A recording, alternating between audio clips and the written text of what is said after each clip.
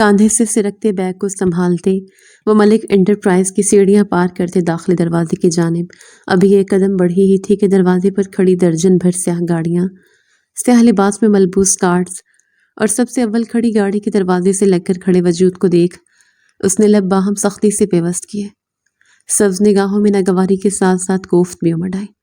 Of, not again. زیر لب بڑبڑاتے اس نے گہرا سانس بھرتے قدم آگے بڑھایا۔ مقابل کو مکمل نظر انداز کر دینے کا ارادہ باندھے وہ اس کے متبسم چہرے پر ایک نگاہ تک نہ ڈالے، خوشبو میں بسے اس کے وجود کے پاس سے گزرے۔ یوں تو اپنی یہ نظر اندازی حارب شاہ کے سینے میں تیر کیا آنے کی مانند چبھی تھی، لیکن دل کے آگے بے بس وہ ہمیشہ کی طرح قدم اس کے قدموں کے چھوڑے نشان پر رکھتا اس کے ہم قدم ہوا۔ کیسی ہو؟ مجھے مس کیا ان دنوں؟ بھوری مونچھوں تلے انابی لبوں پر مسکان سجائے وہ اس کے سنگ قدم در قدم بڑھاتا یوں گویا ہوا تھا مانا ان کے درمیان گہری بے تکلفی ہو۔ مرحا نے گھور کر اسے دیکھا، انتہائی پرسکون اور امن میں تھی، پر میری بدقسمتی دیکھو، میرے سکون اور امن کی مدت محض ایک ہفتے تک تھی۔ ٹھہرتے اس کی خشمگین نظروں سے گھورتے وہ طنزیہ کہتی قدم آگے بڑھا گئی۔ حارب کے لبوں پر اقسا مسکان گہری ہوئی۔ پچھلے ایک ہفتے سے وہ اپنے آبائی گاؤں میں موجود اس کی یاد میں تڑپا تھا، لیکن مقابل پر اس کی یاد ہوا کا ایک جھونکا بن کر بنا گزرے ہوگی۔ اس کی توقع اسے تھی، اس کا محبوب بلا کا سنگ دل جو تھا اچھی لگ رہی ہو۔ ہمیشہ کی طرح اس کے تیکھے لفظوں کا جواب گمبھیرتا سے دیا۔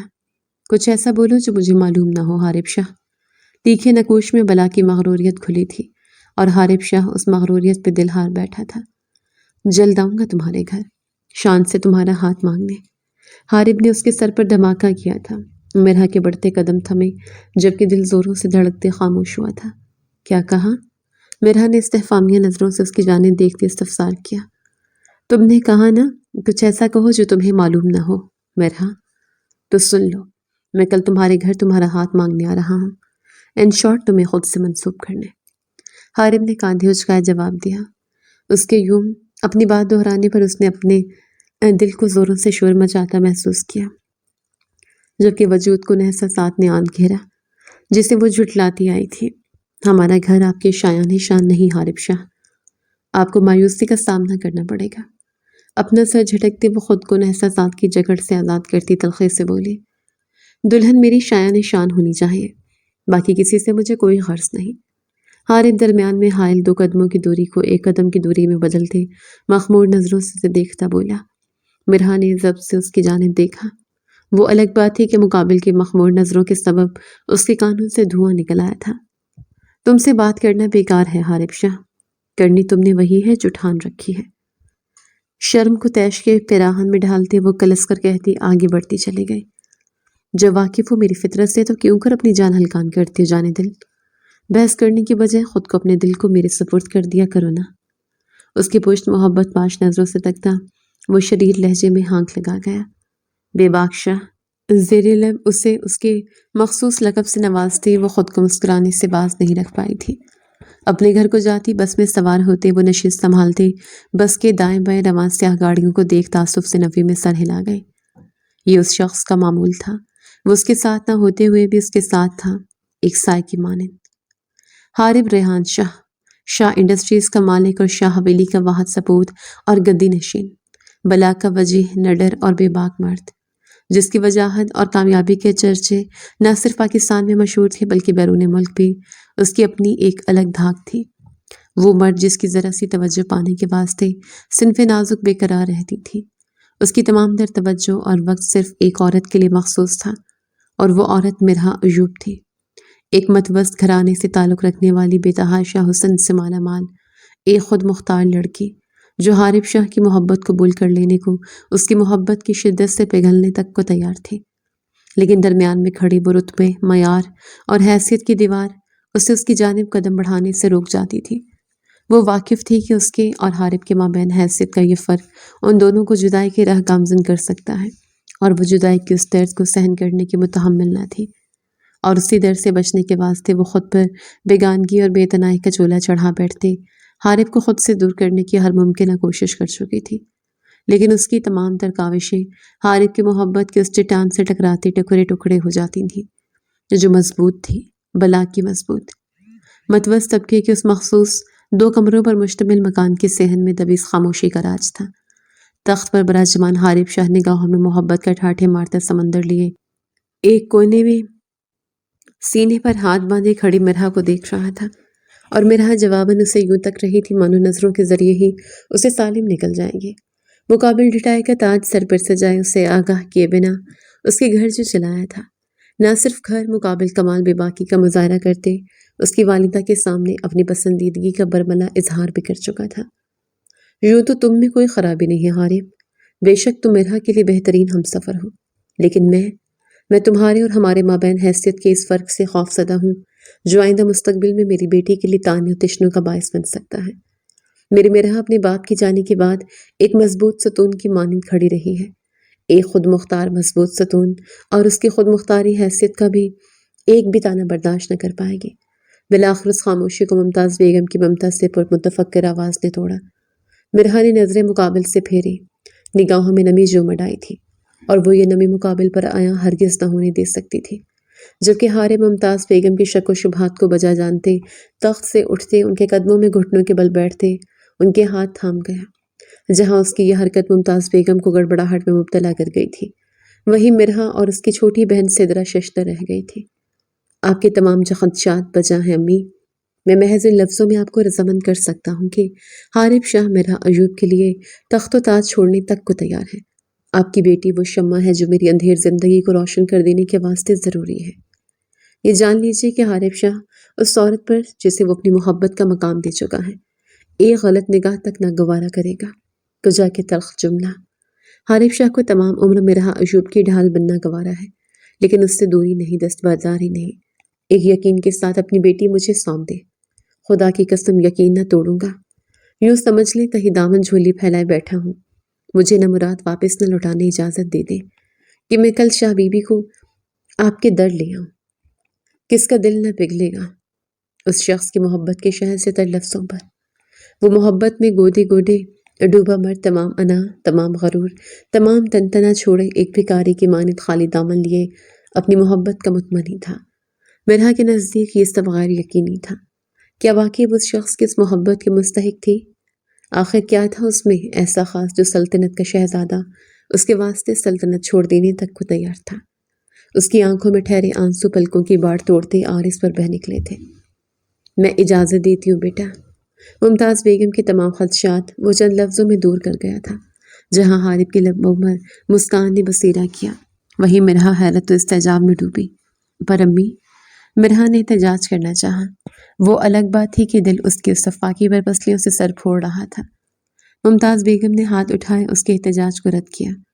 یہ تمام معاملات اب کل بڑوں کے درمیان طے ہوں گے۔ قطعیت بھرے لہجے میں کہتی وہ حارب کے سر پر ہاتھ رکھتے کمرے کی جانب بڑھتی چلی گئی۔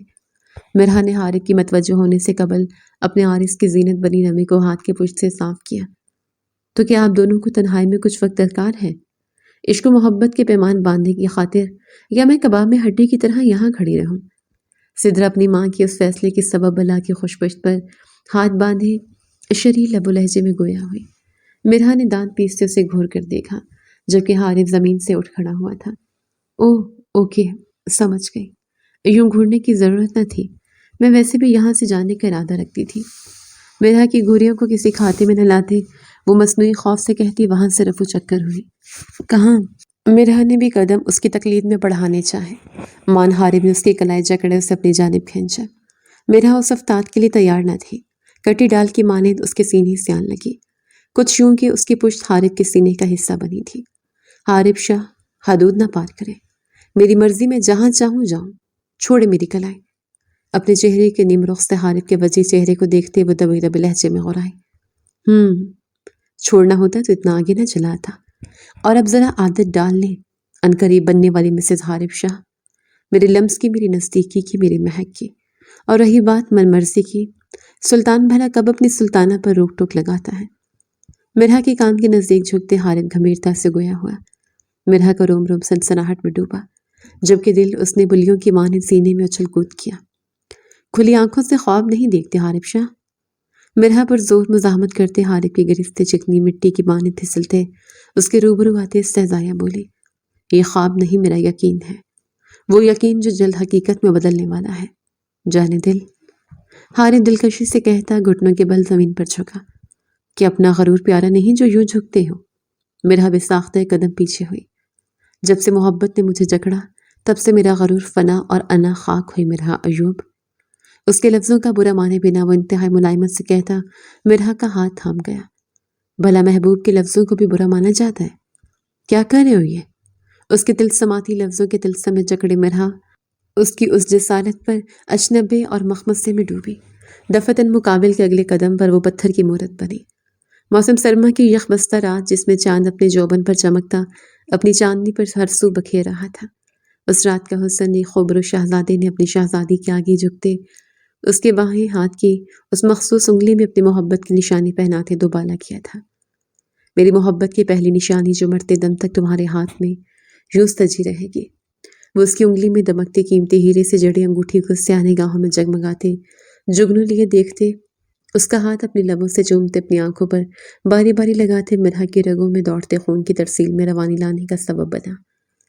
داخلی دروازے کی جانب الٹے قدموں بڑھتے وہ جاتے جاتے بھی نگاہوں کے ذریعے مرحا کی حسین صورت دل میں بسا چکا تھا، جبکہ مرحا وہ سحر میں جکڑی بے حس و حرکت کئی ثانیے کھڑی رہی تھی، جو مقابل کے لفظ اور اس کی جسارتیں اس پر پھونک گئی تھی۔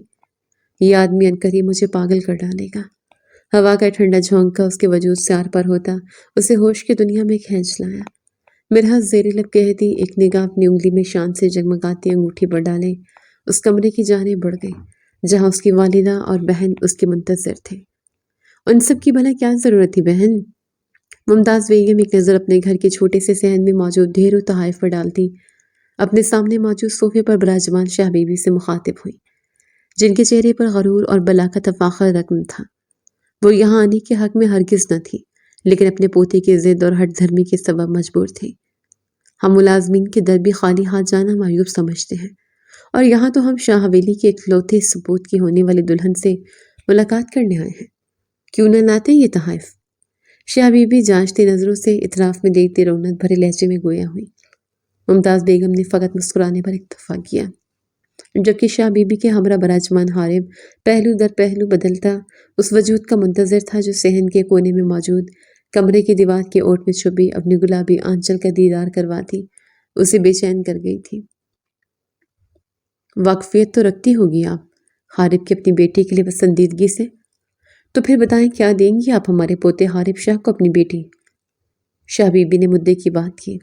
ان کا یہ سوال نہ صرف حارب کے دل کی دھڑکنیں تھام گیا بلکہ دیوار سے لگ کر کھڑی مرحا بھی مارے گھبراہٹ لب دانتوں تلے دبا گئی۔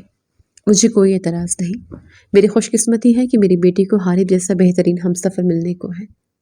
ممتاز بیگم نے چند لمحوں کے توقف کے بعد جواب دیتے مضطرب حارب کو پرسکون کیا، جبکہ مرحا کے دل میں بھی پنپتا خوف ممتاز بیگم کی اس رضامندی کے سبب ملنے والے خوشی پر حاوی ہوا۔ پھر اس جمعے رکھ لیتے ہیں نکاح۔ ممتاز بیگم نے حارب کا تعین کردہ دن بتایا۔ اس قدر جلد کیسے؟ میرا مطلب ہے ہمیں تیاریوں کے لیے وقت کی ضرورت ہے، کپڑے، سامان، جہیز، یہ سب اکٹھا کرنا ہے۔ ممتاز بیگم بول اٹھی تھی، بے فکر ہے امی، میں سب سنبھال لوں گا۔ آپ اپنی قیمتی متاع میرے حوالے کر رہی ہیں، اس سے بڑھ کر کیا ہی ہوگا میرے لیے۔ حارب نے ان کی پریشانی دور کی۔ ممتاز بیگم کو سمجھ نہ آیا کہ ان لفظوں میں وہ حارب کا شکریہ ادا کرے جو حقیقتاً اپنے لفظوں پر کھڑا اترا تھا۔ میں مرحا کو بلا کر لاتی ہوں۔ مرحا کو چائے لانے میں تاخیر کرتا دیکھ ممتاز بیگم ایکسکیوز کرتے اپنی جگہ سے اٹھتے آگے بڑھتی چلی گئی۔ حارب نے نظروں سے اوجھل ہوئی ان کے پشت کو تکتے اپنی داڑھی رب کی۔ اب تک کیوں نہیں آئی تم باہر؟ ممتاز بیگم کمرے میں داخل ہوتے مرحا سے مستفسر ہوئی۔ اللہ جانے کہ خیالات ذہن میں پکائے بیٹھی ہیں، یہ نہ باہر جانے کو تیار ہیں اور نہ آپ کے اس فیصلے سے خوش۔ جواب صدرہ کی جانب سے موصول ہوا۔ ممتاز بیگم نے استحفامیہ نظروں سے مرحا کا زرد چہرہ دیکھا جہاں کشمکش صاف عیاں تھی۔ آخر کیوں خوش نہیں ہو تم مرحا؟ کیا حارب کو لیتے تمہارے دل میں پسندیدگی نہیں؟ کیا تم اس سے محبت نہیں کرتی؟ ممتاز بیگم نے پے در پے سوال کیا۔ کرتی ہوں میں اس سے محبت امی، پسند ہے وہ مجھے دل و جان سے، اس کی محبت کی برابری تو نہیں کر سکتی میری محبت، لیکن ایک الگ مقام ضرور رکھتی ہے۔ اور میں خوش ہونا چاہتی ہوں امی، محبت کے مل جانے کی خوشی کو تہہ دل سے محسوس کرنا چاہتی ہوں، لیکن میرے ذہن و دل میں پنپتا خوف مجھے بے بس کر گیا ہے کہ میں حارث کی محبت کا جواب محبت سے نہ دوں، اس کے نزدیک جانے کے بجائے اس سے دور چلے جاؤں۔ بالآخر بلی تھیلی سے باہر نکل آئی تھی۔ مرحا ایوب نہ صرف اپنی محبت قبول کر بیٹھی تھی بلکہ بے بسی بھی بیان کر گئی تھی۔ کیسا خوف مرحا؟ ممتاز بیگم نے استفسار کیا۔ چھن جانے کا خوف، جدائی کا خوف امی۔ میرا اس کا معیار نہیں ملتا۔ حیثیت کا پلڑا ہمیشہ بھاری رہے گا امی، اور محبت کا پلڑا وقت کے ساتھ ساتھ ہلکا ہوتا چلا جائے گا۔ مرحا کے ذہن و دل میں پنپتا خوف اس کی زبان پر آیا۔ تمہارا یہ خوف میرے لیے حیرانگی کا باعث ہے مرحا۔ اس خوف کو تو تبھی جڑ سے اکھاڑ کر تمہیں پھینک دینا چاہیے تھا جب وہ شخص تمہاری ماں کے سامنے گھٹنوں پر جھکا جھولی پھیلائے تمہیں مانگ رہا تھا۔ یہ وہم اور وسوسے شیطان کے ہتھیار ہیں میری بچی، انہیں خود پر حاوی مت کرو۔ مخلص محبت کا مل جانا ایک نعمت سے کم نہیں، اور تم ان وسوسوں میں گھری نعمت کی ناشکری کر رہی ہو۔ جب دل مطمئن ہے اور رب راہیں آسان کر رہا ہے تو چل پڑو ان راہوں پر۔ ممتاز بیگم اس کے نزدیک آتی، اس کی آنکھوں کے نم کنارے انگلی کے پور سے صاف کرتی نرمی سے گویا ہوئی، اور مرحا کو یک خود کو گھیرتی بے بسی و بے تفکلی دور ہوتی محسوس ہوئی۔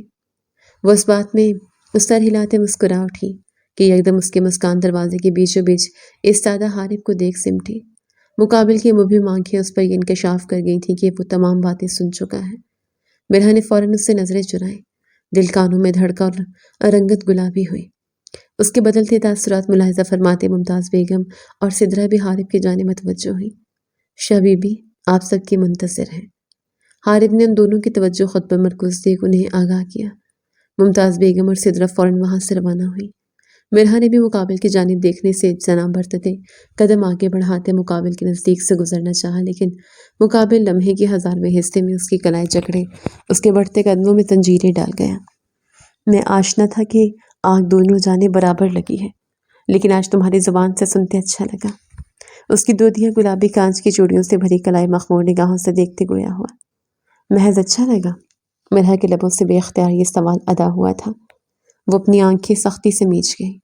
حارث اس کی کلائی آزاد کرتا اس کے نزدیک آیا، اس قدر نزدیک کہ اس کی سانسیں مرحا کی گردن اور کاندھے کو چھونے لگی۔ مرحا کا سانس سینے میں اٹکا۔ ابھی حق نہیں رکھتا، وگرنہ عملاً بتاتا تمہارے لبوں سے نکلا اعتراف محبت کیسا لگا۔ اف، یہ دوری، یہ صبر۔ ذو معنویت سے کہتا وہ خود پر جبر کرتے مرحا کی ریڑھ کی ہڈی میں سنسناہٹ دوڑاتے قدم آگے بڑھا گیا۔ بے باک شاہ، بھام چھوڑتے عارض نے مرحا ایک گہرا سانس بھرتے آگے بڑھتی چلی گئی۔ شاہ بی بی جو خود سے چھوٹے طبقے میں حارث کو شادی کرتا دیکھنا خوش تھیں، مرحا کی خوبصورتی دیکھ مطمئن ہوئی۔ اس کی گلائیوں میں خاندانی کنگن پہناتے وہ ممتاز بیگم سے باتوں میں مشغول ہوئیں، اور مرحا وہ حارث کی خود پر ٹکی نظروں کے سبب جذبز اور محجوب سی ہوئی۔ یہ منظر شہر کے نامور ہوٹل کی لابی کا تھا، جسے آج حارث شاہ کی شایان شان سجایا گیا تھا۔ سرخ و سفید گلابوں سے سجی اس لابی میں سیاست سے لے کر انڈسٹری تک کے ستارے موجود تھے، جو آج حارث شاہ کے نکاح کے چشمدید گواہ بننے آئے تھے۔ فضا میں رچے گلابوں کی مہک، دھیمے سروں میں بجتے گیت اور ہر سو گونجتے کہکے ماحول کو پرفسوں بنا رہے تھے۔ سیاہ شیروانی میں ملبوس، سر پر کلا باندھے صوفے پر براجمان حارث شاہ بےتابی کے عالم میں اپنے ہونے والی زوجہ محترمہ کا منتظر تھا، جو اسے انتظار کی سولی پر لٹکا چکی تھی، اور کتنی دیر میں آنے میں۔ حارث شاہ دھیمے لہجے میں بڑبڑایا کہ اس استثنا میں تمام لائٹس بند ہوئیں اور ایک سپاٹ لائٹ انٹرس پر جا ٹھہری۔ گیت بدلا، دھن بدلی، اور ماحول کا اثر بھی۔ حارث کی بےتاب آنکھیں انٹرس پر مرکوز ہوئیں، اور دیکھتے ہی دیکھتے ان میں سکون اترتا چلا گیا۔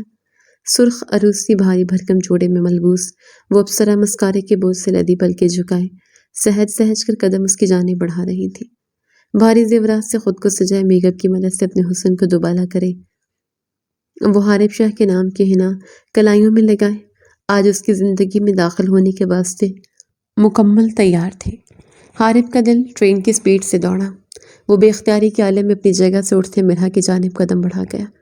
مرحا جو سب کی توجہ نظریں خود پر جمی دیکھ گھبراہٹ میں مبتلا تھی، حارث کو اپنی جانب بڑھتا دیکھ سکون کا سانس بحال کر گئی، اور پھر بھرے مجمع نے ایک حیرت انگیز منظر دیکھا۔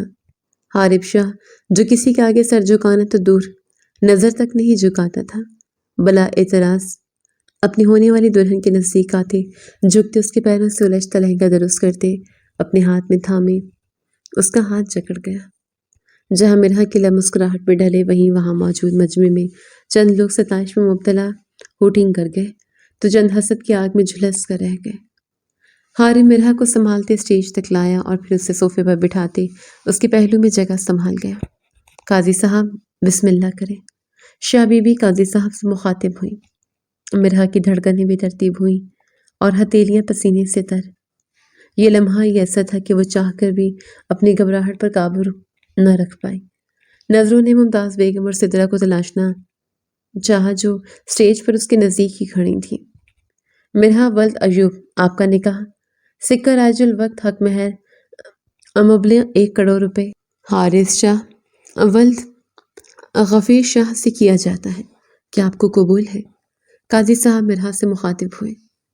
قبول ہے، اس وعدے کے ساتھ کہ میں کبھی کسی رنجش کو ہم دونوں کے درمیان ٹھہرنے نہ دوں گی۔ دھیمی آواز میں قبول کہتے اس نے من ہی من میں خود سے عہد باندھا۔ حارم نے لہجے بھر کے لیے آنکھیں موندی، گو کہ اس کے قبول کر لینے پر ملنے والی خوشی کو دل و جان سے محسوس کیا ہو۔ حارث شاہ ولد غفیر شاہ، آپ کا نکاح سکہ رائج الوقت حق مہر مبلغ 1 کروڑ مرحا ولد ایوب سے کیا جاتا ہے، کیا آپ کو قبول ہے؟ قاضی صاحب کا رخ اب حارب کی جانب تھا۔ قبول ہے، قبول ہے، قبول ہے۔ حارب شاہ کو اپنی محبت قبول ہے۔ حارب کا انداز نثار کر دینے والا تھا۔ اس کے یوں بے قراری کی عالم میں قبول کرنے پر محفل زعفران بنی۔ مرحا کے لبوں میں بھی مسکان نے اپنی چپ دکھلائی۔ یہ شخص دیوانہ تھا اور وہ اس کی دیوانگی۔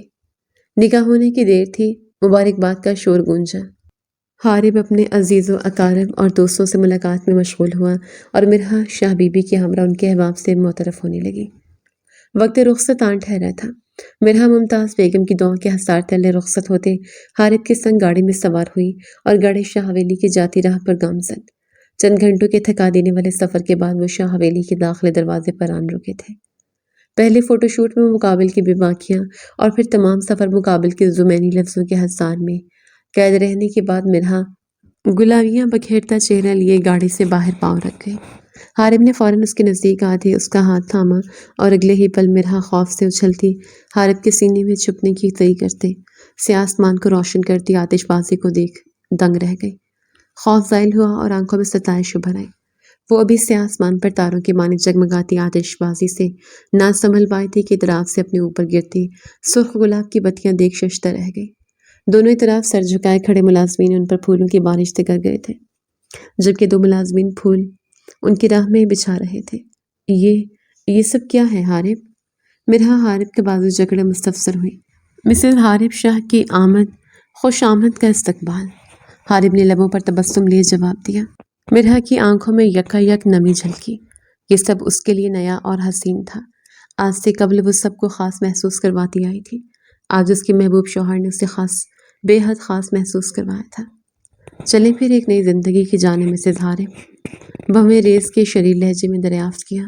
چلیں مسٹر حارب، مرحا سرس بات میں ہلاتے ہنسی کے درمیان کہتی حارب کے ہم قدم پھولوں کی روش پر چلتی حویلی کے اندرونی دروازے پر آن کھڑے ہوئی، جہاں حارب اپنے ہاتھ میں تھاما اس کا ہاتھ اپنے لبوں میں لگاتا مردان خانے کی جانب بڑھ گیا، جبکہ مرحا شاہ بی بی کے ہمراہ زنان خانے کی جانب بڑھتی چلی گئی۔ زنان خانے میں قدم رکھتے ہی وہ عورتوں کا ہجوم دیکھ گھبرا سی گئی۔ اس حویلی میں حارب کے علاوہ کسی دوسرے سے مانوس جو نہ تھی۔ گھبرائے مت بھابی، یہ عورتیں سردار حارب شاہ کی سردارنی کو دیکھنے آئی ہیں۔ ایک مترنم آواز اور کاندھے پر نرم لمس محسوس کرتے مرحا نے اپنے بائیں جانب کھڑی حفصہ کی جانب دیکھا۔ یہ حارب کی بہن اور اس کی نند تھی جو تقریب میں بھی اس کے آرام کا خیال رکھتی آئی تھی۔ حفصہ نے ہاتھ میں تھامی بڑی سی چادر مرحا کے چہرے پر ڈالی۔ مرحا کو عجیب لگا لیکن روایت جانتے خاموش رہی۔ حفصہ اسے لیے بیچ صوفے پر آن بیٹھی۔ خبردار جو کسی نے لڑکی کا منہ دیکھا، تحائف اس کے قدموں میں رکھو اور روانہ ہوتے جاؤ۔ قبل اس کی گاؤں کی عورتیں مرحا کی جانب بڑھتی شاہ بی بی کی خرخت آواز سنتے تھمی۔ مرحا نے لب دانتوں تلے چبائے، نہ جانے کیوں دل کچھ انہونی کا اندیہ دے رہا تھا، اور پھر یکے بعد دیگرے عورتوں کو اپنے قدموں کے پاس تحائف رکھتے دیکھ اسے ناگواری نے آن گھیرا۔ عام عوام کی یہ تذلیل اس سے ایک آنکھ نہ بھائی تھی۔ تا دیر یہ سلسلہ چلتا رہا اور مرحا ضبط کے کڑے مراحل سے گزرتی رہی۔ جاؤ بانو، دلہن کو کمرے میں لے جاؤ۔ بالآخر شاہ بی بی کے حکم پر محفل برخاست کی گئی۔ ملازمہ ان کے حکم کی تعمیل کرتے مرحا کے نزدیک آتے اس کا ہاتھ اور لہنگا تھامے راہداری کی جانب بڑھتی چلی گئی۔ مرحا نے بھی سکون کا سانس بھرا۔ حارب کا آس پاس نہ ہونا اسے گھٹن کے احساس میں مبتلا کر گیا تھا۔ یہ حارب کا کمرہ ہے۔ ایک کمرے کے باہر ملازمہ کو ٹھہرتے دیکھ مرحا نے پرجوشی کے عالم میں پوچھا۔ آخر کو وہ کچھ پل اپنی تھکن آرام دہ بستر پر دراز ہوتے زائل کر سکتی تھی۔ نہیں، یہ شاہ جی کا کمرہ ہے۔ اس خاندان کی ریت رواج کے مطابق جب اس حویلی میں نئی دلہن قدم رکھتی ہے وہ پہلی رات پیر صاحب سے بیعت لے کر رات ان کے حجرے میں گزارتی ہے اور صبح وہ اس کی پاک دامنی کا اعلان کرتا ہے، تبھی دلہن شوہر کے ساتھ وصل کی رات گزار سکتی ہے۔ ملازمہ اسے اپنے ہمراہ لیتے کمرے میں داخل ہوتے بولی۔ مرحا کو یہ ریت حیرت و استعجاب میں مبتلا کر دینے کی مستضاد خوفزدہ بھی کر گئی۔ کیا کرتے ہیں؟ کون سے پیر؟ کون سی بیعت؟ ارے ٹھہرو، مجھے میرے سوال کا جواب تو دو۔ مرحا نے ادھیڑ بند میں مبتلا ملازمہ سے استفسار کیا ہی تھا کہ ملازمہ اسے نظریں چراتے کمرے سے یوں فرار ہوئی مانو چھلاوا۔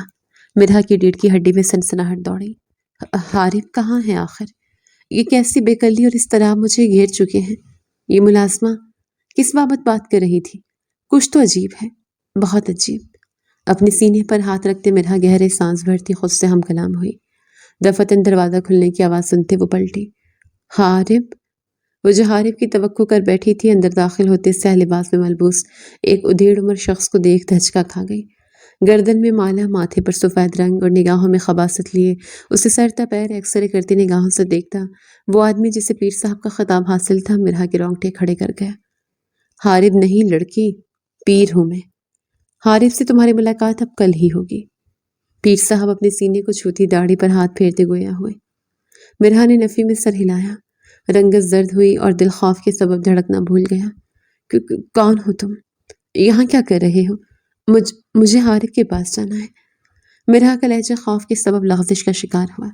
آگے بڑھتے اس نے کمرے سے بھاگنا چاہا لیکن پیر صاحب اس کا بازو جکڑے اس کی کوشش ناکام کر گئے۔ حارب شاہ اس حویلی کا اکلوتا وارث ہے اور گدی نشین بھی ہے۔ اس تک رسائی حاصل کرنے سے قبل تمہیں میرے ساتھ اس حجرے میں رات گزارنی ہوگی لڑکی۔ پیر صاحب اس کے پرزور مزاحمت کرتے وجود پر گرفت مضبوط کرنے کی صحیح کرتے غلاظت بک گئے۔ مرحا کی آنکھوں سے آنسوں کا سیل رواں ہوا۔ چھوڑو مجھے، میں ایسا ہرگز نہیں کروں گی۔ مرحا نے چیختے خود کا بازو جکڑے پیر کے ہاتھ پر پوری وقت سے کاٹا۔ پیر صاحب کی گرفت ڈھیلی ہوئی اور مرحا برق رفتاری سے دروازے کی جانب بھاگی۔ قبل اس کے وہ دروازہ کھولتے قدم باہر رکھتی پیر صاحب سرد سے اس کے نزدیک آتے اسے جکڑتے بیڈ پر دھکیل گئے۔ اگر تم نے شور کیا یا اس کمرے سے قدم باہر رکھا تو جان سے جاؤ گی۔ پیر صاحب مرحا پر جھکتے غرائے۔ مرحا نے ہار نہ مانی، مقابل کے سینے پر ہاتھوں کا دباؤ ڈالے اسے خود سے دور جھٹکا۔ مرنا پسند ہے لیکن تیرے ناپاک عزائم کو کامیاب ہوتا دیکھنا نہیں۔ دروازے کی جانب بڑھتے مرحا جواباً غرائی کہ ایک بار پھر اس کا بازو پیر کی گرفت میں آن قید ہوا۔ مرحا نے اس بار آر یا پار کی ٹھانے پیر کے کھینچنے سے قبل ہی ایک طرف رکھی ٹیبل پر موجود واز اٹھاتے پوری قوت اور طاقت کا استعمال کرتے پیر کے سر پر دے مارا۔ پیر ایک چیخ کے ساتھ زمین پر ڈھیر ہوا اور پل میں سفید ماربل سرخ مادے سے تر۔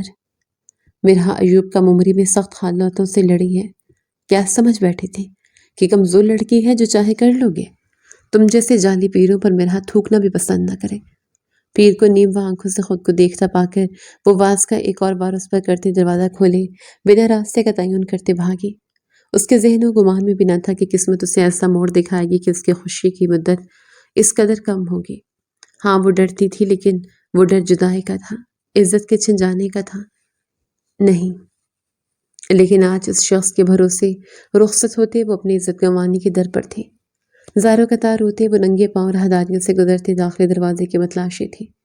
ہیروں سے چپل اور سر سے آنچل تو خود کو بچانے کی تگودو کرتے ایک حیوان سے جنگ لڑنے کے دوران ہی گر چکا تھا۔ پھولے تنفس اور آنسوں سے تر چہرہ لیے وہ حویلی میں موجود راہداریوں کی بھول بھولیوں سے نکلتے بالآخر داخلی دروازے تک آن پہنچی تھی۔ مرحا نے ایک نظر پلٹتے اس عالیشان حویلی پر ڈالی جو محض دکھاوا تھی۔ در حقیقت تو یہ ایک زندان تھا جہاں عزتوں کا سودا ہوتا تھا اور ستم تو یہ اس کا محبوب اس دردناک فیل کا حصہ تھا۔ اپنے دل میں حارب شاہ کے لیے نفرت کا ایک بیج بوتی وہ داخلے دروازے کی دہلیز عبور کر گئی۔ وہ ننگے پاؤں بکھرا سراپا لی اندھا دھند شہر کو جاتی سراہ پر دوڑ رہی تھی۔ ٹانگیں شل ہو چکی تھیں جبکہ پیروں کے تلوے پتھر اور کانٹوں کی زد میں آتے زخمیں، لیکن پھر بھی اس کے لبوں سے ایک سسکی نہ برآمد ہوئی تھی۔ ان زخموں کا درد ان زخموں سے اٹھتی ٹیسوں کے مقابلے میں بے نہیں تھا جو دل کے مکین نے دل پر جھوڑے تھے۔ دفتن وہ شہر اور گاؤں کو چھوڑتی نہر پر بنے لکڑی کے پل کے بیچوں بیچ تھمی، بھوری نگاہوں میں سرسیمگی پھیلی پل کے دونوں رخ پر ٹھہرتی سیاہ گاڑیوں کو دیکھا۔ کیا ہے لوگ؟ مجھے مارنے آئے ہیں؟ کیا وہ پیر مر گیا ہے؟ میں قاتل بن گئی ہوں۔ بے ترتیب سانسوں کے درمیان وہ اپنے خدشات خود کو بیان کرتی حواس باختگی میں مبتلا ہوئی کہ یک اس کی آنکھیں حیرانگی سے تاحت پھیلی۔ اس کی نظروں کے عین سامنے کھڑی گاڑی سے اترتا شخص کوئی اور نہیں، حارب شاہ تھا، جس کے چہرے پر چٹانوں سی سختی تھی جبکہ نگاہوں میں بلا کی سرخی کا راج تھا۔ مرحا کے دل میں کسک ابھرے، آخر یہ شخص دھوکے باز کیسے ہو سکتا تھا؟ وہ کیسے اس شخص کے فریب کا شکار ہو سکتی تھی؟ اس کی محبت میں سلطنت تک چھوڑ دینے والا سلطان درندہ بنتے اس کی عزت داؤ پر آخر کیسے لگا سکتا تھا؟ نہیں، وہ مقابل کو خود تک رسائی پانی نہیں دے سکتی تھی۔ اسے موت قبول تھی لیکن رسوائی نہیں۔ مشرق کی جانب سے سیاہ آسمان پر بکھرتے شفق کے رنگ رات کا الوداع قبول کر گئے تھے اور ہوائیں وہ رخ بدلتے مرحا کے وجود سے آر پر ہوتے اس کے بکھرے بالوں کو اپنے سنگ آزاد کر گئی تھی جو بڑے استحقاق سے اسے چھوتے حارب شاہ کے سینے میں رقابت کا احساس جگا گئے تھے، جبکہ قدموں تلے بہتی نہر کی موجیں بھی اب بڑے دھڑلے سے رات کی ساتھی خاموشی کو خیر آباد کہتے دن کے شور سے جا ملی تھی۔ ایسے میں پل پر کھڑی وہ نازک دوشیزہ گھائل دل لیے اپنے محبوب کی کچ ادائی برداشت نہ کرتے خود کو ان موجوں کے حوالے کر دینے کا ارادہ باندھ گئی، اور اس سے چند قدموں کی دوری پر کھڑا اس کا محبوب اس کے ارادے کی بابت ہوتے الہام کی بات تڑپ اٹھتے قدم آگے بڑھا گیا۔ مرحا اس سے اپنی جانب قدم بڑھاتا دیکھ پل پر لگی ریلنگ کے نزدیک آئے۔ حارب کا دل خوف کے سبب زوروں سے دھڑکا، قبل اس کے وہ خود کو بہتی نہر کے حوالے کرتے حارب کو زندگی بھر کا سوگ سونپ جاتی۔ حارب جس قدر تیز قدم بڑھا سکتا تھا بڑھاتے اسے جکڑ گیا تھا۔ یہ لڑکی اس کی زندگی تھی، اس لڑکی کا چلے جانا مطلب اس کا مر جانا۔ چھوڑو مجھے حارب شاہ، چھوڑو، مجھے نہیں رہنا تمہارے ساتھ، مر جانا ہے، موت کو گلے لگا جانا، چھوڑو مجھے۔ حارب کی گرفت پر زخمی پرندہ کی مانند پھڑ پھڑاتے وہ حلق کے بل چیخے۔ حارب کو اس کے لفظ زخمی کر گئے۔ ہوش میں آؤ مرحا، کیوں پاگلوں جیسی باتیں کر رہی ہو؟ حارب اس کے بازو جکڑے اسے جھنجھوڑ گیا۔ یہ لڑکی آج حقیقتاً اس کی جان نکالنے کی در پر تھی۔ مرحا کا مزاحمت کرتا وجود ساکن ہوا، اپنی آنکھوں کو چھپاتے بالوں کے سبب وہ حارب کی دھندلی شکل دیکھ استہزائیہ مسکرائی، جو کہ حارب اس کے بالوں کی ان آزاد لٹوں کو کان کے پیچھے اڑس گیا جو اسے منہ چڑھا رہی تھی۔ پاگل؟ میں پاگل پہلے تھی جو تمہارا یقین کر بیٹھی، تمہاری فریبی محبت پر یقین کر بیٹھی حارب شاہ۔ میں نے تمہاری محبت کو بلوث مانا لیکن تم مفاد پرست تھے، مجھے محبت کے ڈھکوسلے دے کر میری عزت تار تار کرنا چاہتے تھے، مجھے دقیانوسی روایت کی نظر کرنا چاہتے تھے، میری پاک دامنی کا ثبوت حاصل کرنے کے واسطے میرا وجود گوشت کے لوتھڑے کی مانند بھیڑیے کے آگے پیش کر گئے تھے۔ تم حارب شاہ، تم نے یہ وفا نبھائی، یہ محبت نبھائی۔ وہ مجھے تار تار کرنا چاہتا تھا اور رون ڈالنا چاہتا تھا۔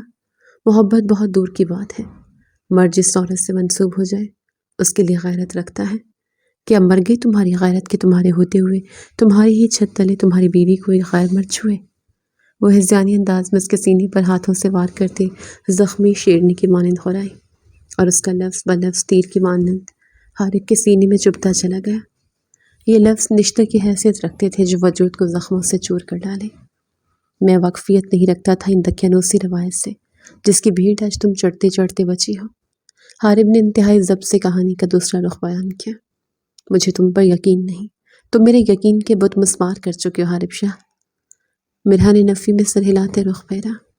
میری آنکھوں میں جھانکو مرحا، اور پھر کہو کہ تمہیں میرے لفظوں سے بھورتی سچائی محسوس نہ ہوئی۔ خدا کی قسم میں نہ واقف تھا اپنے گاؤں اپنی حویلی میں ہوتے اس گھناؤنی فیل سے جس کا شکار آج تم ہوئی ہو۔ میں رب کا جتنا شکر کروں کم ہے کہ اس نے میری بیوی کو اس قدر ہمت اور قوت بخشی کہ وہ اپنی عزت میری عزت بچانے میں کامیاب ٹھہری۔ حارب نے ایک ہاتھ سے اس کی تھوڑی جکڑے اس کا رخ اپنی جانب کرتے اسے اپنی آنکھوں میں دیکھنے کے واسطے مجبور کیا۔ مرحا کی پرنم آنکھوں نے مقابل کی سیاہ آنکھوں میں جھانکا، جہاں اس کی زبان سے ادا ہوتے ہر لفظ کی سچائی اور صدق واضح عیاں تھی۔ مرحا کے دل میں چبھا وہ پھانس دور ہوا۔ معاف کر دو مرحا، میں تمہارا محافظ ہونے کے باوجود تمہاری حفاظت نہ کر پایا، تمہیں ملحوظ حصار نہ دے پایا۔ حارب نے اس کی نم آنکھیں چومی۔ مرحا نے ایک طویل ہچکی بھرتے اس کے سینے میں چہرہ چھپایا اپنا آپ اس کے سپرد کیا۔ محض اس لیے معاف کر رہی ہوں کہ نکاح کے وقت خود سے عہد کر بیٹھی تھی کہ ہمارے مابین آئی خلش کو تا دیر نہ ٹھہرنے دوں گی۔ یہ نہ بتایا تھا مقابل کو کہ اس کی ذرا سی صفائی اور اس کے آئینے بنی آنکھیں اسے کس درد کس تکلیف سے آزاد کر گئی تھی۔ پچھلے چند لمحوں میں جو کچھ ہوا وہ آبلے کی مانند اس کی روح پر ثبت ہو چکا تھا، جن پر اب حارب شاہ کی صفائی نے مرہم رکھا تھا۔ حارب مسکراتے اس کا بال چوم گیا۔ تھک گئی ہوں حارب، اس آدمی نے مجھے چھوا، مجھے سرتا پیر یوں دیکھا مانو میں برہنہ اس کے سامنے کھڑی ہوں۔ میں ڈر گئی ہوں حارب، میرا زندگی میں پہلی بار خوف زدہ ہوئی ہے۔ محبوب شوہر کا سہارا ملنے کی دیر تھی، وہ دبی دبی سسکیاں بھرتے اپنا غم حالت کر گئی۔ حارب کے سینے میں تیش کا الاؤ جلا، رگوں میں دوڑتا خون اپنی بیوی پر گزری قیامت محسوس کرتا لاوا بنا۔ ایک نظر لکڑی کے پل پر سرخ مادے سے چھپے اس کے پیروں کے نشان پر ڈالتے وہ اس سے اپنی بازو میں بھر گیا۔ مرحا نے باہیں اس کی گردن کے گرد حائل کی۔ احتساب ہوگا آج، اور ابھی ہوگا، ہر اس شخص کا جو تم پر بیتی اس قیامت میں حصے دار تھا۔ مرحا کے ماتھے کو لبوں سے چومتے وہ سنسنی خیز لہجے میں گویا ہوتے قدم آگے بڑھا گیا۔ مرحا نے اس کے سینے میں چہرہ چھپاتے خود کو محفوظ محسوس کیا کہ محض اس کے محرم کا حصار، اس کے بازو اس کے لیے ملحوظ تھے۔ حارب، یہ لڑکی، اچھا ہوا تم اسے لے آئے، یہ لڑکی سزا کی حقدار ہے، یہ پیر صاحب کو زخمی کرتے فرار ہوئی تھی۔ حارب مرحا کو ہنوز اپنے بازو میں تھامے حویلی میں داخل ہوا ہی تھا کہ لاؤنج میں اضطرابی کیفیت میں مبتلا ٹہلتی شاہ بی بی اس کی جانب بڑھی۔ جہاں مرحا کی رنگت متغیر ہوئی وہیں حارب کے تاثرات میں مزید تناؤ پھیلا۔ وہ زندگی میں پہلی بار شاہ بی بی کو نظر انداز کرتا، ان کے لفظوں کو نظر انداز کرتا صوفی کی جانب بڑھا۔ میڈیکل باکس لے کر آؤ۔ مرحا کو صوفے پر بٹھاتے وہ زمین پر گھٹنوں کے بل بیٹھتا تحکم بھرے لہجے میں بولا۔ ملازمہ فوراً اس کے حکم کی تعمیل کرتے اگلے چند لمحوں میں میڈیکل باکس لاتے حارب کے نزدیک رکھ گئی۔ یہ تم کیا کر رہے ہو حارب؟ ملازمہ کو دو یہ کام، بیویوں کی طرح اس طرح تیمارداری مردوں کو زیب نہیں دیتی۔ شاہ بی بی اپنی نظر اندازی پر کلس کر رہ گئی۔ اس پر تضاد حارب کا یہ عمل، مجھے گوارا نہیں میری بیوی کو میرے علاوہ کوئی چھوئے، اور رہی بات بیویوں کی تیمارداری نہ کرنے کی تو معذرت، میرے دین میں ایسا کہیں نہیں لکھا۔ دو ٹوک قطعیت بھرا جواب دیتے وہ مرحا کے پیروں میں چبھے کانٹے نکالتے مرہم رکھنے لگا۔ مرحا نے نچلا لب دانتوں تلے دبائے اپنی امڑانے والی سسکی ضبط کی۔ شاہ بی بی کے رنگت ماڑے آہانہ سرخ ہوئی، جبکہ وہاں موجود حویلی کے تمام مکین جن میں حارب کی والدہ ہنا بیگم، اس کی بہن حفصہ، اس کی چاچی حرم اور چاچا زاد کزن ماہم شامل تھے، یہ منظر دیکھ حیرت و بے یقینی میں ڈوبے۔ حارب کے والد اور چاچا 5 سال قبل ہی ایک حادثے کا شکار ہوتے دار فانی سے کوچ کر گئے تھے، اب آرام ہے۔ چند ثانیے کی محنت کے بعد حارب مرحا کے پیروں میں بینڈیج کرتے اس کے عارض پر ہاتھ پھیرتے متفکر لہجے میں مستفسر ہوا۔ مرحا نے سر کو خم دینے پر اکتفا کیا۔ ہارون کہاں ہو تم؟ حارب نے فرش سے اٹھتے لاؤنج کے بیچوں بیچ کھڑے ہوتے اپنے گارڈ کو پکارا جو ہمہ وقت اس کے ساتھ رہتا تھا۔ جی سر۔ زنان خانے کے دروازے پر کھڑا ہارون فوراً اندر داخل ہوا۔ پتہ کرو شاہ بی بی کہ وہ پیر صاحب کس ہسپتال میں داخل ہیں، اگر بے ہوش ہو تو ڈاکٹرز کو کہنا کہ انہیں جلد سے جلد ہوش میں لائے، اور اگر بدقسمتی سے وہ مر گئے ہیں تو ان کی تدفین نہ ہونے دینا۔ ہوش میں آ جانے کی صورت میں انہیں کل پنچایت میں رسیوں کی مدد سے الٹا ٹانگے، اور مرنے کی صورت میں ان کی بدبودار غلاظت بھرے جسم کے ٹکڑے ٹکڑے کرتے چیل کووں کو کھلائے جائے۔ وہ اب تک اپنی شیروانی میں ملبوس تھا۔ شیروانی اتارتے مرحا کی جانب بڑھاتے وہ شاہ بی بی کو دیکھتے وحشت ناک لہجے میں گویا ہوا۔ جہاں باقی سب خواتین اس کے اس فیصلے سے خوش ہوئی وہیں شاہ بی بی دہل اٹھی۔ جی سر۔ ہارون فوراً سر کو خم دیتا وہاں سے روانہ ہوا۔ یہ کیا کر رہے ہو تم حارب؟ سزا کی حقدار تمہاری بیوی ہے نہ کہ پیر صاحب۔ شاہ بی بی مشتعل ہو اٹھی۔ حیرت ہے شاہ بی بی، کون سا قانون سیکھ بیٹھی آپ جہاں عزت تار تار کرنے والا مظلوم اور عزت بچانے والا ظالم ہے؟ حارب نے استہزائیہ کہا۔ شاہ بی بی گڑبڑائی۔ تم غلط سمجھ رہے ہو حارب، پیر صاحب برسوں سے ہمیں جانتے ہیں اور یہ پرانی روایت ہے، گدی نشین کے ہونے والی بیوی کی پاک دامنی کا ثبوت ان کے ساتھ رات گزارنے شاہ بیوی کے باقی لفظ حلق میں ہی دم توڑ گئے۔ حارب شاہ زب کھوتے لاؤنج میں موجود قیمتی واز جو زمین کی نظر کر گیا تھا۔ ایک شوہر کے علاوہ آخر کون اپنی بیوی کے پاک دامنی کا گواہ ہو سکتا ہے؟ آپ کی ہمت کیسے ہوئی میری بیوی کو یا غیر مرد کے آگے پیش کرنے کی؟ واقف ہیں یہ کفر ہے، جہالت ہے۔ ان پیروں سے آپ کو اپنی بچیاں محفوظ کرنی چاہیے، اور آپ ہیں کہ اپنی بچیاں تھالی میں رکھ کر انہیں پیش کر رہی ہیں کہ لو نوچو اسے، مار ڈالو، رون ڈالو۔ تف ہے آپ پر شاہ بیوی، تف، بلکہ لعنت ہے میرے سردار ہونے پر۔ مجھے آخر کیوں معلوم نہ ہوا کہ میرے ہی گاؤں میں میری ہی حویلی میں رہنے والی عورتیں بچیاں اپنی ہی چھت تلے محفوظ نہیں، لیکن اب جب مجھے معلوم ہو گیا ہے تو فیصلہ ہوگا، احتساب ہوگا۔ حارب اس قدر زوروں سے دھاڑا تھا کہ اس کی رنگت دہ کر سرخ جب کے نسیں پھولی۔ شاہ بیوی پہ لرزہ طاری ہوا کہ کیسا فیصلہ؟ تھوک نگلتے استفسار کیا۔ آپ سے شاہ بیوی کا لقب چھین لیا جائے گا اور اس ڈھونگی پیر کو چوراہے پر لٹکاتے اس پر ان عورتوں کے ہاتھوں سے کوڑے برسائے جائیں گے جنہیں اس کی بربریت روایت و رسم کے نام پر سہنی پڑی ہے۔ حارب کا لہجہ چٹان کی مانند سخت و مستحکم تھا۔ تم اپنی جان جھونکے میں ڈال رہے ہو حارب، اس گاؤں کی آدھی سے زیادہ آبادی اس کے ماننے والے ہیں۔ شاہ بیوی نے اسے آنے والے وقت سے آگاہ کرنا چاہا۔ میری جان اس گاؤں، اس حویلی میں پروان چڑھنے والی ان نسوانی وجودوں کی عزت سے بڑھ کر نہ ہے جو آپ کے ان جعلی پیروں پر عقیدے کے سبب خطرے میں ہے۔ حارب نے بے خوفی سے کہا، تم جو کرنا چاہتے ہو کرو، ہم تمہیں نہیں روکیں گے حارب، محض دعا کریں گے کہ پیر صاحب کی بد دعا تمہیں نہ لگے، ان کے مرید تمہیں ذکر نہ پہنچائیں۔ شاہ بیوی کا پیر صاحب پر عقیدہ اب تک جوں کی توں تھا۔ سرد مہری سے کہتی وہ اپنے کمرے کی جانب بڑھ گئی، جبکہ حارب نے تعصب سے نفی میں ہلاتے مرحا کی جانب دیکھا جو صوفے پر براجمان ہی نیند کی گہری وادی میں غرق ہو چکی تھی۔ حارب اسے یوں پر سکون سوتا دیکھ مسکرا اٹھا۔ جس عورت کو معلوم ہو کہ اس کا مرد اس کی جنگ لڑنے گا وہ یوں ہی پرسکون رہتی ہے بیٹا۔ مرحا خوش نصیب ہے کہ اسے تم جیسا شوہر ملا، وگرنہ کچھ عورتیں تو روایت کی بھیڑ چڑھ جانے کے بعد بھی شوہر کی محبت کو ترستی رہتی ہے۔ وہ اس گھٹیا روح کو لرزا دینے والی روایت پار کرنے کے بعد پاک دامنی کا ثبوت تو دے جاتی ہیں، لیکن شوہر کی نظروں میں ہمیشہ ایک روٹی کے جھوٹے ٹکڑے کی حیثیت رکھتی ہیں۔ ہنا بیگم ان دونوں کو نم آنکھوں سے دیکھتے اذیت زدہ لہجے میں کہتی، حرم بیگم کا ہاتھ تھامے بلاواسطہ طور پر اس پر ایک انکشاف کرتے آگے بڑھتی چلی گئی۔ حارب کو لگا اس کے قدموں تلے زمین سے رکسی گئی ہو۔ اس نے بے یقینی سے حفصہ اور ماہم کی جانب دیکھ رہا تھا، جنہوں نے اس بات میں سر ہلاتے اس بات کی تصدیق کی تھی کہ ان کی والدہ بھی اس قیامت سے گزر چکی ہیں۔ اگر آپ فیصلہ نہیں لیں گے بھائی، اگر آپ اس ریت کو ختم نہیں کریں گے تو یہ بڑھتی چلی جائے گی، اور شاید کل آپ کی بہنیں بھی اس ریت کی بھیڑ چڑھا دی جائیں، کیونکہ یہ ریت محض ہماری حویلی یا ہمارے گاؤں تک محدود نہیں، آس پاس کے علاقوں میں بھی پھیل چکی ہے۔ یعنی میرا عنقریب بننے والا سسرال بھی اس فریب کا حصہ ہے۔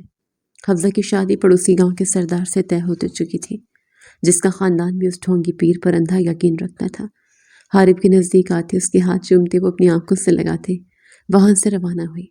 حارب نے ہاتھوں کی مٹھیاں بھینچے اپنے سینے میں بیدار ہوتے طوفان پر قابو پانے کی صحیح کی، لیکن اشتعال تھا جو کسی توڑ کم نہ ہوا تھا۔ اسے اشتعال اور خود کو پرسکون کرنے کا ایک واحد راستہ اس کے پاس مرحا سے نصیحت کی تھی، سو وہ آگے بڑھتا اسے اپنے بازو میں بھرے اپنے کمرے کی جانب بڑھ گیا۔ میں گدی نشین ہونے کے سبب یہ فیصلہ سناتا ہوں کہ آج سے اس گاؤں میں کسی پیر کی مریدی قبول نہ کی جائے گی۔ مانگنے والی اور عبادت کرنے والی محض ایک ساتھ ہے، اور وہ ہے رب العالمین۔ اس کے علاوہ کسی شخص کے آگے سر تسلیم خم کرتے اس کا کہا جھوٹ بھی سچ تسلیم کرنا ہرگز قبول نہ کیا جائے گا۔ اس کے اس فیصلے کے سبب پنچایت میں موجود ہر نفوس کو سانپ سونگھ گیا تھا۔ پنچایت دو حصوں میں بٹ کر رہ گئی تھی۔ ایک حصہ حارب کا یہ فیصلہ قبول کر گیا تھا، جبکہ دوسرا انحراف برت رہا تھا۔ 2 گھنٹوں کے طویل بحث و مباحثے کے بعد بالآخر پنچایت کا ایک بزرگ فیصلہ سنانے کے واسطے اٹھ کھڑا ہوا۔ چونکہ حارب شاہ اس گاؤں کا سردار اور گدی نشین ہے، اسی سبب اس کا فیصلہ پتھر پر لکیر سمجھا جائے گا اور انحراف کی صورت میں سخت سزا سنائی جائے گی۔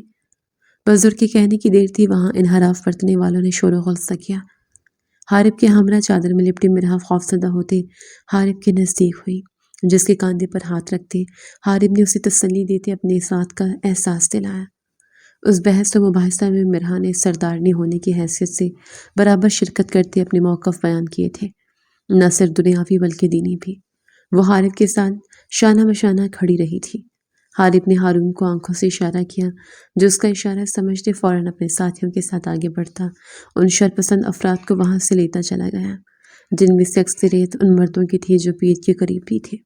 ان آدمیوں کے جانے کے بعد اصل پنچایت شروع ہوئی، جہاں پیر کو رسیوں سے جکڑ کر لایا گیا اور پھر گھٹنوں کے بل بیچ میدان میں بٹھاتے ان عورتوں کے ہاتھ میں کوڑا تھمایا گیا، جو اس کی بنائی کی جھوٹی ریتوں کی بھینٹ چڑھتے آج تک خود سے نظریں نہ ملا پائی تھیں۔ اس دن انصاف میں حصہ حارب کی والدہ اور چاچی نے بھی لیا، اور حارب انہیں دیکھتا اذیت کے آخری نہج پر پہنچتے مرحا کے کاندھے پر سر رکھتا رو پڑا، اور اب مرحا کا فرض تھا کہ وہ اسے سنبھالے۔ ہر فرعون کا زوال آتا ہے، ہر یزید مرتا ہے۔ حارب روئی نہیں، مسکرائیں کہ آج آپ نے نہ صرف اپنی والدہ اور چاچی کو انصاف دلایا ہے، بلکہ ہر اس عورت کو جو انصاف کی توقع نہیں رکھتی تھی۔ خوشیر سکون دیکھے ان عورتوں کے چہروں پر، اور پھر مضبوط کرے خود کو، یہ عہد باندھے کہ اب آپ نے اس جاہلانہ رسم کے خلاف لڑنا ہے، اور اس لڑائی میں آپ اپنی بیوی کو اپنے ہم قدم پائیں گے۔ حارب کے آنسو اپنی انگلیوں کی پوروں پر چنتے مرحا اسے ہمت سونپ گئی، مختصراً اسے سنبھال گئی۔ حارب نے اس بات میں سر ہلاتے اسے اپنے حصار میں قید کرتے آج کے اس فرعون کو دیکھا، جو اب زمین پر گرا اپنی آخری سانس سے گن رہا تھا۔ بے شک بد کا انجام بد ہی تھا۔ یہ کیسے ہوا حارب؟ اف خدایا، اس قدر زخم! وہ لاؤنج میں بیٹھی حویلی کی باقی خواتین کی حاملہ باتوں میں مشغول تھی، جب ہارون زخموں سے چور حارب کو سہارا دیتے اندر لایا۔ میں ٹھیک ہوں مرحا، حارب اسے پریشان دیکھ تسلی دے گیا۔ اس کی گاڑی پر حملہ کیا گیا تھا، جس کے نتیجے میں اسے سینے میں چند زخم، چہرے اور ہاتھوں پر خراشیاں آئی تھیں۔ وہ خود چل سکتا تھا، لیکن ہارون نے اسے ایک نہ سنی تھی۔ ٹھیک، حارب ہارون بھائی کو آپ کا سہارا دیتے یہاں تک لائے ہیں۔ چہرے اور ہاتھوں پر کوئی ایسی جگہ نہ بچی جہاں خراشی نہ ہو، اور آپ کہہ رہے ہیں میں ٹھیک ہوں؟ مرحا کی فکر مندی تیش میں بدلی۔ حارب اس کے یوں ڈپٹنے پر مسکراتے ہارون کا سہارا دور کر گیا۔ کیسے ہوا یہ سب؟ مرحا فوراً اس کے نزدیک آتے اس کا بازو اپنی گردن کے گرد حائل کر گئی، مانو وہ اس کا سارا وزن سنبھالنے کی سکت رکھتی ہو، جبکہ حقیقت تو یہ تھی کہ حارب نے اس پر محض اپنے بازو کا وزن ڈالا تھا، اور وہ محض اتنا وزن سنبھال نہ پا رہی تھی۔ پیر تو مر گیا، لیکن اپنے چیلے چھوڑ گیا، بس ان کا کیا دھرا یہ۔ آدھے سے زائد پکڑے گئے ہیں، باقی چند کی تلاش جاری ہے، انشاءاللہ جلد پکڑے جائیں گے۔ ہارون جواب دیتے وہاں سے روانہ ہوا۔ اللہ غرق کرے ان خبیثوں کو، آئے دن میرے بیٹے کی جان کو آن پہنچتے ہیں۔ جاؤ مرحا، کمرے میں لے جاؤ اسے، اور جب تک اس کے زخم مندمل نہیں ہو جاتے تو مجھے کمرے سے باہر نہ دکھو۔ ہنا بیگم نے اسے تنبیہ کی۔ پورا دن وہ حویلی کے کاموں میں جو مگن رہتی تھی۔ مرحا اس بات میں سر ہلاتے حارب کے ہمراہ اپنے کمرے کی جانب بڑھتی چلی گئی، جبکہ حارب اس موقع کا بھرپور فائدہ اٹھاتے آج کی شب کو ہی وصل کی شب مقرر کر دینے والا تھا۔ 8 ماہ ہو چکے تھے ان کی شادی کو، اور ان 8 ماہ میں وہ دونوں پاس ہو کر بھی دور تھے۔ شاہ بی بی کی ناگہانی موت، پنچایت کے کام، اور پھر گاؤں در گاؤں جاتے پیروں کے خلاف لڑنے میں وہ دونوں ہی اس قدر مشغول ہو چکے تھے کہ بھول گئے تھے کہ ان کا رشتہ اب تک نامکمل ہے۔ اف حارب، کیا کھاتے ہیں آپ اس قدر وزن؟ کمرے میں داخل ہوتے وہ اسے بیڈ پر لٹاتے اپنا کاندھا اور گردن دباتے بولی۔ حارب نے نفی میں سر ہلایا۔ محترمہ، اس قدر نازک ہیں کہ میرے بازو کا وزن برداشت نہیں کر پائیں، پھر مجھے سہنا تو دوبر ہوگا ان کے لیے۔ اپنی گردن رب کرتا حارب بڑبڑایا۔ کیا کچھ کہا؟ میرا فوراً اس کی جانب متوجہ ہوئی۔ ہاں، وہ مجھے بھوک لگ رہی تھی۔ حارب نے چونک کر اس کی جانب دیکھتے جھوٹ گھڑا۔ بتائیں پھر کیا کھائیں گے؟ میں نے آج کھانے میں بریانی، چکن کباب اور کڑھائی بنائی ہے۔ مرحا نے چہک کر بتایا۔ مجھے میٹھا کھانا ہے۔ حارب کی آنکھوں میں خمار سمٹ آیا۔ اس کی نظروں نے پیلے لباس میں سورج مکھی کے پھول کی مانند کھلتی اپنی زوجہ محترمہ کی بھوری آنکھیں، تیکھے نگوش اور بل کھاتا سراپا بغور دیکھا۔ میٹھا بھی بنایا نا؟ میں نے گلاب جامن اور ربڑی۔ لفظ ربڑی ذرا لمبا کھینچا گیا تھا۔ حارب شاہ اس کی کلائی جکڑے اسے خود پر گراتے، کروٹ بدلتے اس پر حاوی جو ہو چلے تھے۔ کیا کریں حارب یہ؟ مرحا دھک سے رہ گئی تھی، مقابل کی اس جسارت پر۔ مجھے میٹھے میں مسز حارب شاہ کو کھانا ہے۔ حارب نے اس کا سوال نظر انداز کرتے اس کی حیرت و صدمے سے پھیلی نظروں میں اپنی مخمور نظریں گاڑے اس کے ناک سے ناک جوڑتے جذبات کی شدت سے بوجھل لہجے میں کہا۔ مرحا کی ریڑھ کی ہڈی میں سنسناہٹ دوڑی۔ حارب، آپ کے زخم؟ مرحا اس کی آنکھوں اور لہجے میں چھائے خماری محسوس کرتے تھوک نگلتے بولی۔ اپنی قربت بخش دو، زخم خود منتمل ہو جائیں گے۔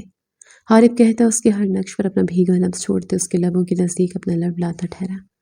ایک گہری نظر مرحا کے سرخ کندھاری آنے والے لمحات کے سبب خوف سے رقم چہرے پر ڈالتے وہ مسکرایا۔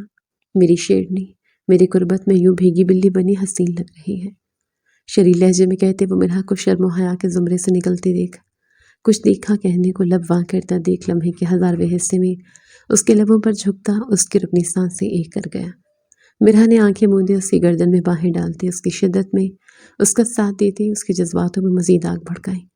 لمحے بیتنے لگے، دونوں کے درمیان حائل پردے ایک کے بعد ایک گرنے لگے اور کمرے کی معنی خیز خاموشی میں بے ہنگم سانسوں کا ساز گونجنے لگا۔ وہ دونوں وصل کی شب ایک دوسرے سے روحانی رشتہ قائم کرتے اپنے رشتے کو مضبوط کرنے کے ساتھ ساتھ زندگی کی ایک نئی شروعات بھی کر گئے، جہاں وہ دونوں ایک مقصد تلے کھڑے تھے، جعلی پیروں اور ان کی بیعت سے معصوم لوگوں کو بچانے کا مقصد، خاص کر صنف نازک کو، چونکہ آج بھی یہ ظالم نظام پاکستان کے کئی شہروں اور کئی کچی آبادیوں میں قائم ہے اور اس ظلم کی شکار ہونے والی عورتیں آج بھی خاموش ختم شد۔